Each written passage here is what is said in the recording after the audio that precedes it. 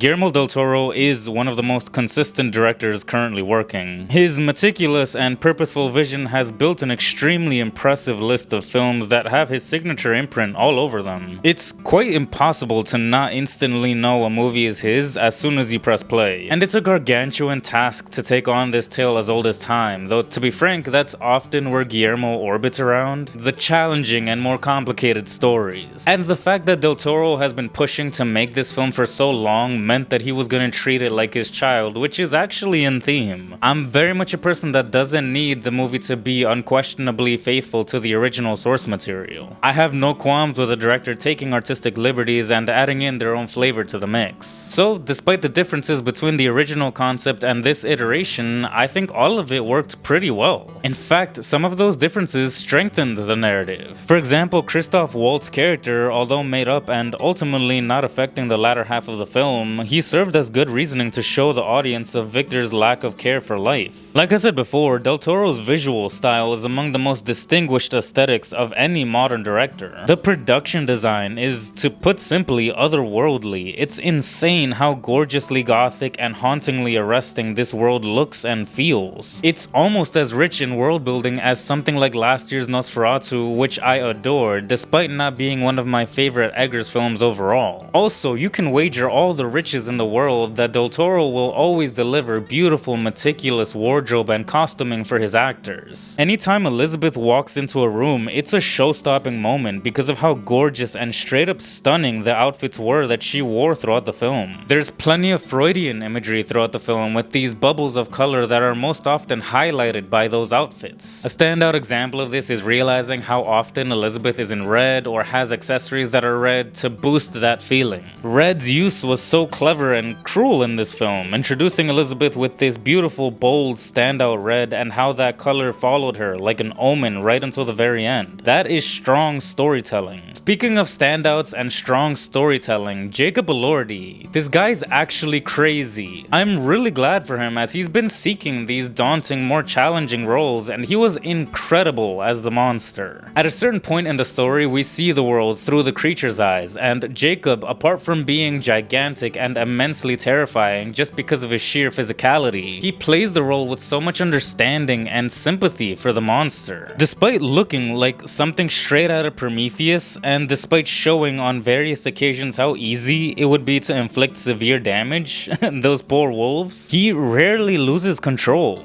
something that pretty much all the other characters are incapable of doing. In fact, the only time he actually loses it is at a point where he fears that he's actually gonna lose something extremely precious to him, and that's just beautiful. There's just a clever use of his natural, naive, and innocent nature that allows for him to organically mold and mature emotionally throughout the course of the film. I'll also say there's plenty of references to Del Toro's other work, Shape of Water being one of the more prominent examples, and just like in that film, the relationship between Elizabeth and the monster is so captivating. To the point that there's really great payoff when it comes to the final act, as that relationship helps trigger the decisive conclusions made by the monster. There isn't a single weak chapter in this film. In fact, the first two were so strong that when I realized how short the third one was, I was left wanting for more of that final act. Understandably, there's only so much cat and mouse antics that you could have, so I get why it was the shortest, but damn it, it was so cool and exciting. Aside from the fact that the third act has some of the rawest lines said of recent memory. And of course, the piece that strings this whole narrative together is Oscar Isaac's Victor Frankenstein. Victor is probably the most important piece to this tale, and as such, it's crucial that his character functions for the correct intention of the narrative. Oscar Isaac is basically built for this role, and actually, I'd double down and say the entire cast in general was casted perfectly. No notes. Where all these characters have prominent features and big eyes, these actors just look like they're from that period, and with Del Toro's signature style, this gothic, wet world feels so lived in, it's truly impressive. life. And since this tale is told episodically, we're navigating the story through various lenses, but most prominently through Victor's perspective. Victor is funny, he's erratic and explosive, impulsive, but he keeps close his manners. Saying thank you and please are so significant in his dialogue. And when told you're extraordinary emphatically and him just stoically saying thank you. It could be as simple as him just basically saying thanks for stating the obvious. I found this version of Victor very entertaining, but at the same time it's probably my one gripe with the film, and it's kind of a big one.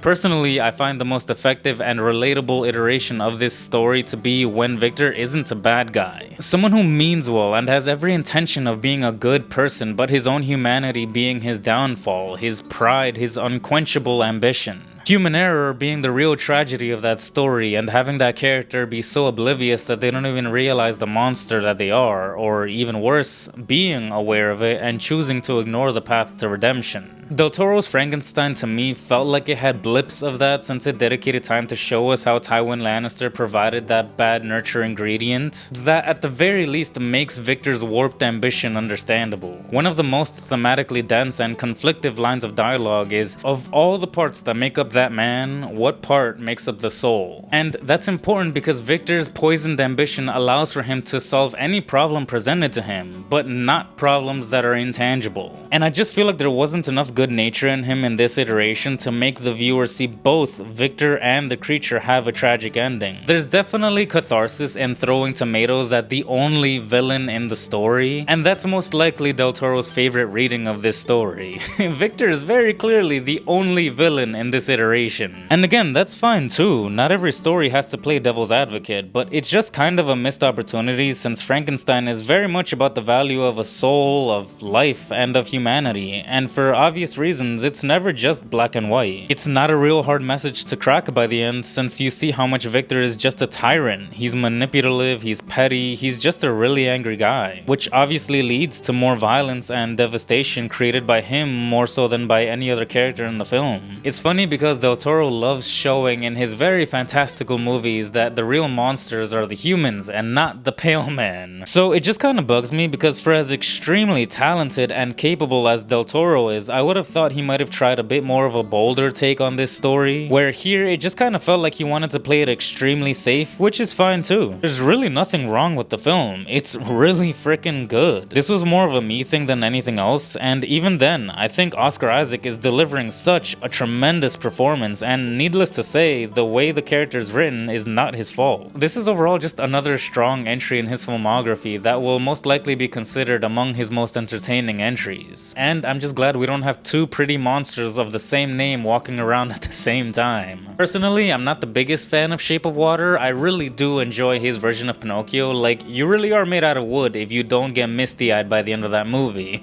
And Del Toro's Frankenstein would definitely fall in the upper tiers, for me at least. But that's it for me. I'd appreciate a thumbs up, subscribe, and sincerely yours, Anthony.